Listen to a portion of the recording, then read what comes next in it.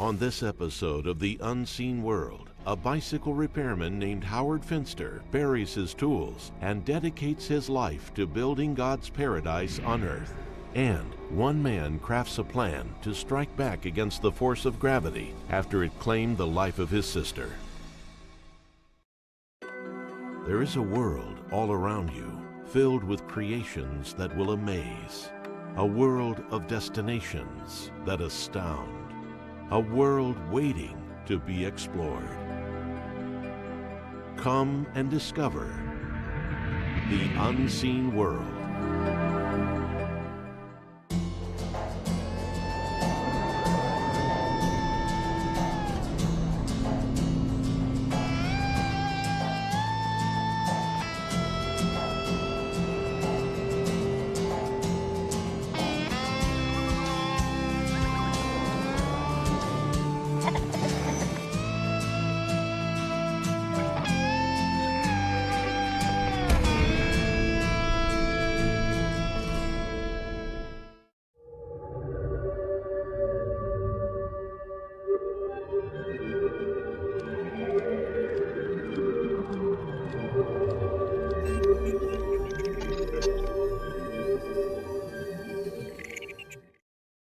The garden is one entire work of art, and it's, as you wander through the garden, the spot you're in at the time is your favorite spot. There was a power here, there was a force field here. You could feel it. Sometimes you can almost feel it in the morning, you know. It would kind of buzz. When people come to the garden, what they take away from most is Howard's spirit. He has touched so many people that when they actually come back, they're brought to tears. In 1961, a small-town preacher and bicycle repairman named Howard Finster moved his family into 4 acres of swampland in Summerville, Georgia. Bought it very reasonable because it was a swamp. It was probably all they could afford, so he had to clean it by hand by digging ditches to channel the water. He was pretty well known as the bicycle repairman, and his vision at that time was just his garden, the cement works of his garden and all. And I think people just kind of looked at Howard as, I won't say a charming eccentric. While at first Howard was content to work on his bicycles and his garden, soon he would have a vision that changed everything. This little bench on the right is where Howard had his first vision, where he was using his finger to touch up the paint on a bicycle and saw the face on his finger. It said "Paint Sacred Art." My sister was 14 years old. She died. When I was 2 years old, we had a meter patch above the road and one below the road, and the first vision I ever had was 2 years old. And I went to the house and asked my brother and sister where Abby was, where my mother was, and they told me she was at the tomato patch. Well, I went to the tomato patch below the road, and she was at the tomato patch above the road, so I got down there in the weeds by myself, and I started crying. I was looking for my mother. She wasn't there.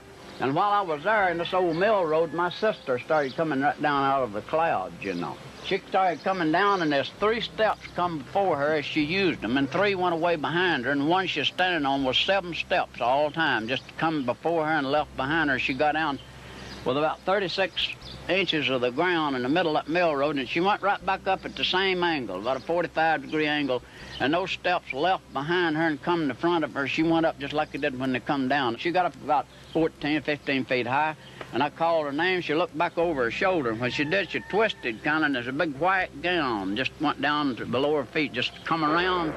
When that white gown pulled around, she had on a familiar skirt that I'd seen her wear at the house. And me and my mother, neither one knew what that meant. None of us knew what it meant. But when I dipped my finger in paint and that feeling come over to Paint Sacred Art, then I collected the thought, God put an index on your brain that you would be a man of vision. And now the time's come after you've done your pastoral work and you sat down here to retire and everything, and one day I looked out after I'd retired a few years, been working on the garden, and I had a feeling, you know, maybe something else out there I ought to do. I feel a little guilty. I've been with people all my life. I've been with children. I've been in big revivals. I feel a little guilty, and I just said, God, if there's anything out there, you just open my door, and I'll be there. Howard believed that God wanted him to create sacred art. He worked ceaselessly to detail his most cosmic visions, creating more than 10,000 paintings in his lifetime. It was his unique style that began to catch the attention of the art world. Howard was on this massive roll from the day he picked up a brush until the end. The roll never stopped.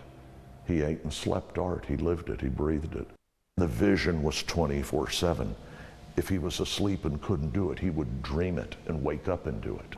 Howard was fearless. Sit there, melt tin and make something out of it, put little faces all over it, paint on a rock. Somebody's throwing a TV away. Not Howard. He'd put his face in it. He'd have little animals all over it. He'd put paint on it, do little clouds with faces, put Bible verse. Just anything you can think of, the man would work in. Threw nothing away. And when he got his vision, took the tools, buried the tools in the sidewalk. That takes a certain fearlessness to somehow know that someday that's going to end up in a museum. To Howard, everything was art.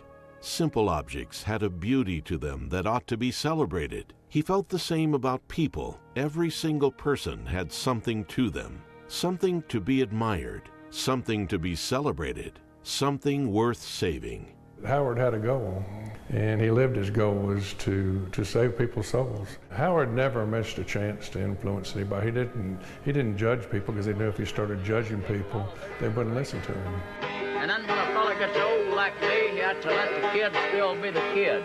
You have to let the young people still be the young people. A lot of old folks, when they get old, they want all the young people to get old. They don't want no smooching or no courting around. And a lot of people, when they get old, they want all the kids to get old. They don't want no Halloween or no foolishness like that, and no Santa Claus. And some people are actually selfish, George. They just want everybody to be old because they get old. Howard was a guy that you met him and you loved him.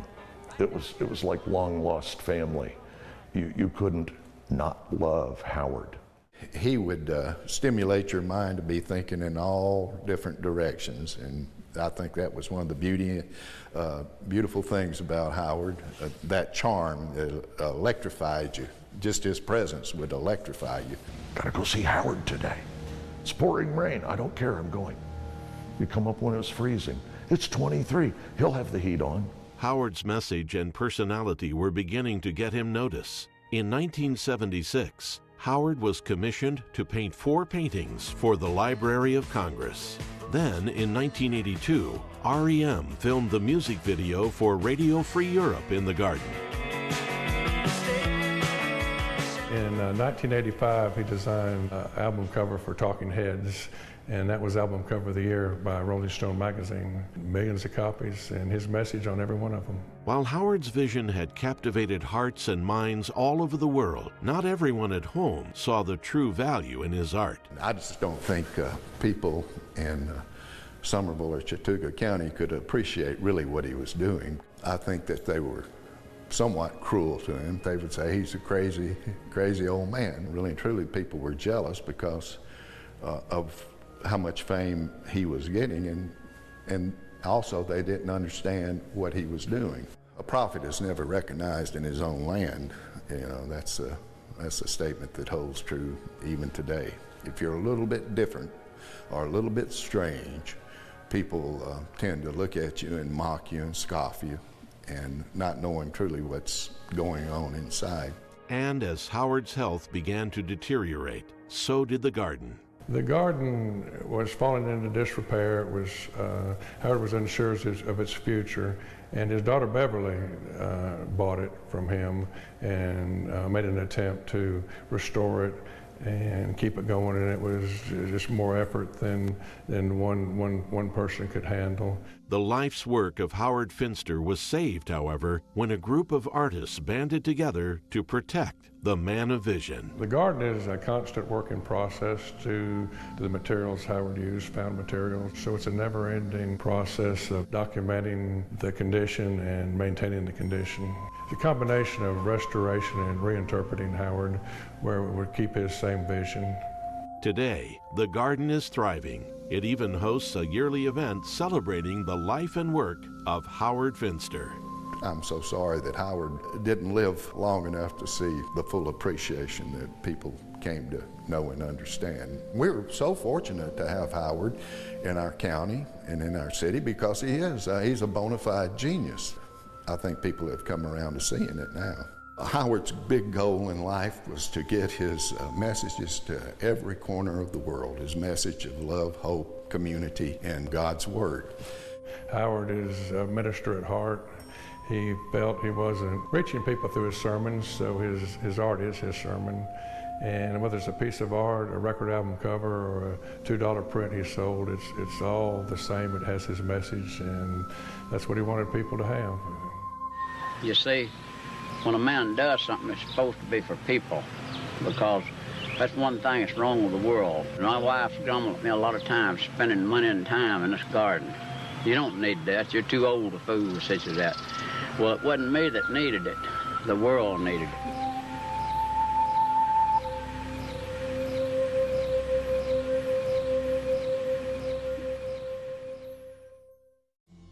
Stay tuned. The Unseen World will return. Now, back to the Unseen World.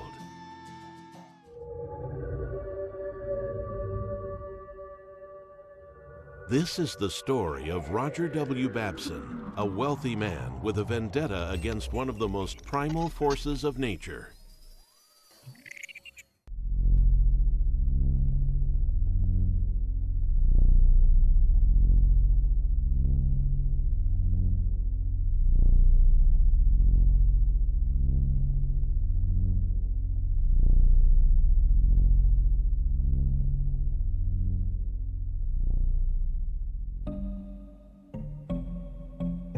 Nestled in a small nook of Emory University, there sits a rose-colored marker resembling a tombstone.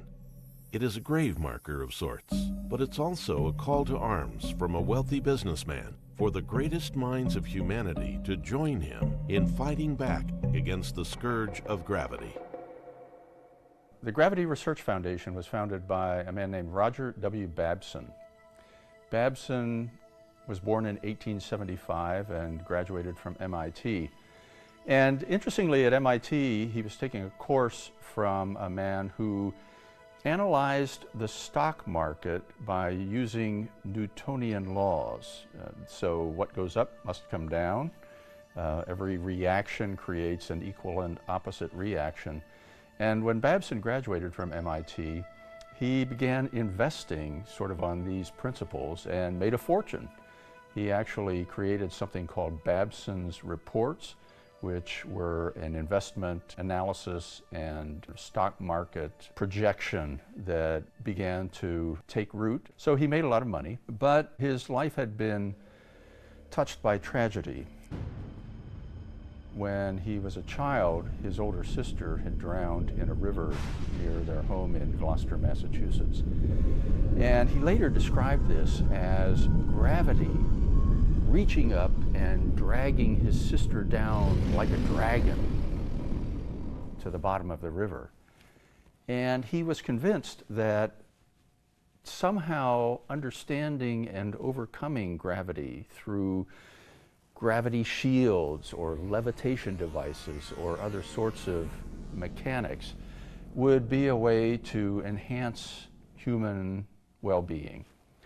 And in 1949, having made a fortune, and incidentally having founded Babson College along the way, he established the Gravity Research Foundation for the purpose of encouraging greater understanding of gravity, and in particular, finding ways to control it and to manipulate it for the betterment of humankind.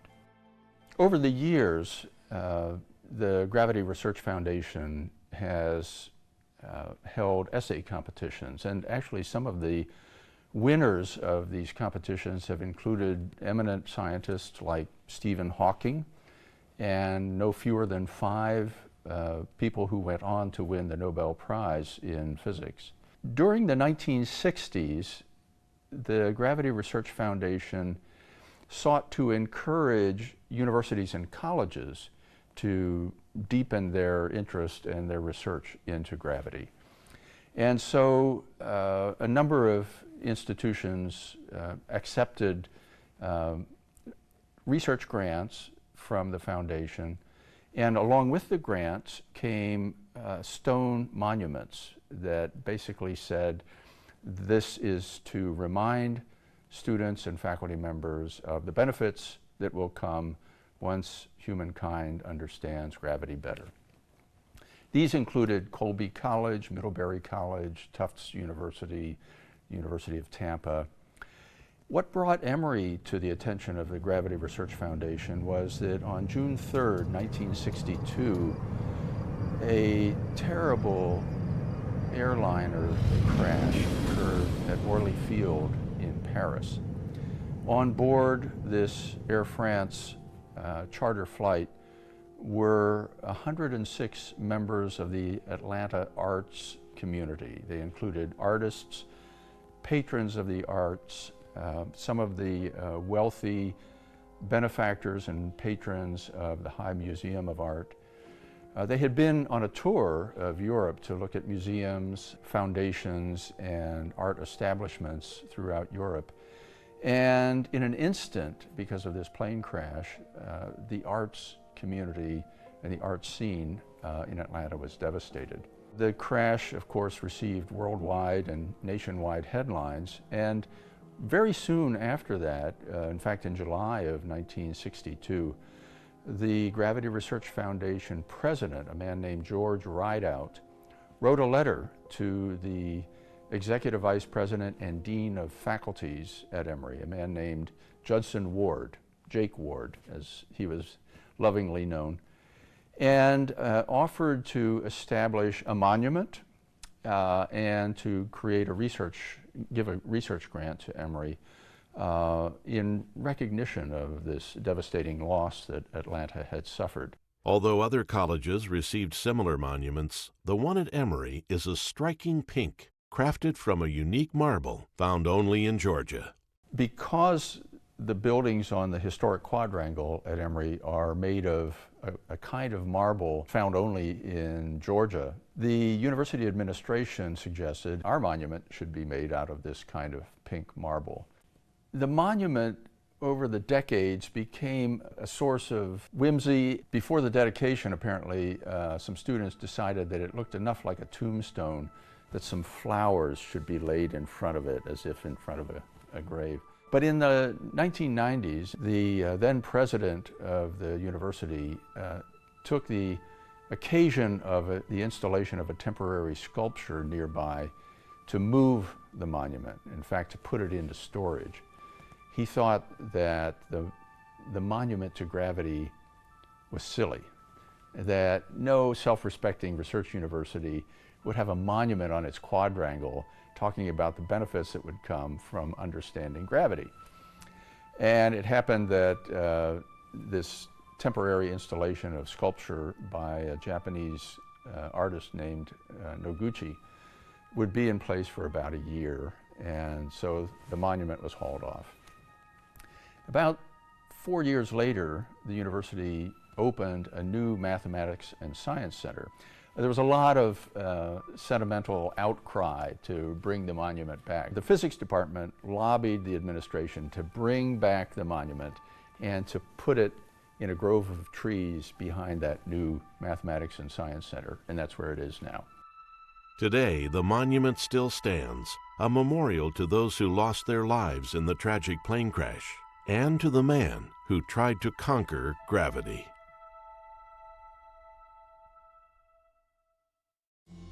The Unseen World will be right back. We now return to The Unseen World. If you'd like to visit the locations featured in today's episode, here is more information. Howard Finster's Paradise Garden is located in Summerville, Georgia. It's open to the public Tuesdays through Sundays from 11 a.m. to 5 p.m. For more information about Paradise Garden and how you can stay in the garden suite overnight, visit paradisegardenfoundation.org. The Gravity Research Foundation Monument is located on the campus of Emory University in Atlanta, Georgia. For more information on the university, visit emory.edu. For more information on the Gravity Research Foundation, visit gravityresearchfoundation.org.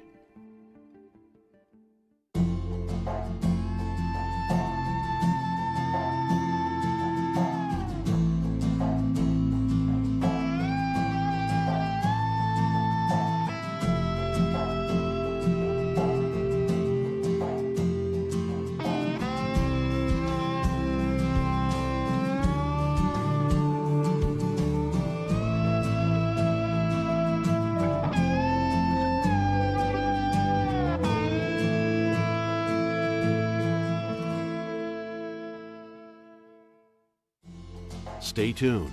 The unseen world will return. Now, back to the unseen world.